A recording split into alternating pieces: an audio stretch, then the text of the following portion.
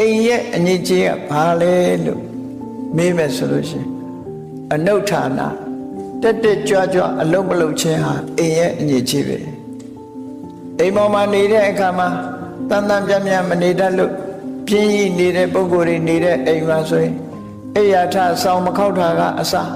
ကိုယ်ရုပ်ကာယအမိုက်တဲ့ဒီရှုပ်ပွားပြီးကိုနေတဲ့နေရာဟာတန်ပြတ်မှုမရှိဘူးအငြိကြီးတွေပဲအနုဌာနဆိုမကြိုးစားခြင်းမတက်ကြွခြင်းလုံလဝီရိယကင်းမဲ့ခြင်းဟာအိမ်မှာနေတဲ့ပုဂ္ဂိုလ်တွေအိမ်ရဲ့အငြိကြီးတွေပဲလို့ဒီလိုဆိုလို့အဲ့တော့မြတ်စွာဘုရားဆိုလိုတာကကိုယ်အိမ်ကိုယ်ရာနဲ့အိမ်မှာအဆောက်အအုံမှာနော်အဆောက်အဦနဲ့နေကြတဲ့အခါမှာတန်တန်ပြန်ပြန်ကြည်ကြည်နွေ့နွေ့ဖြစ်အောင်လှလှပပပြင်ဆင်လို့စနစ်တကျထားပြီးဒီလိုနေတဲ့နဲ့ပေါ့ဒီလိုဆိုလိုတာပေါ့အိမ်ထဲမှာနေပြီးတော့ဖြစ်ကြတဲ့ဆံမနေပဲနဲ့တန်တန်ပြန်ပြန်ကြည်နူးဝယ်ဖြစ်အောင်အိမ်မှာအမြဲတမ်းတန်းစင်နေအောင်တန်ရှင်းနေအောင်ဒီလိုထားတဲ့နဲ့ကြိုးစားအားထုတ်တဲ့နဲ့လို့အကယ်၍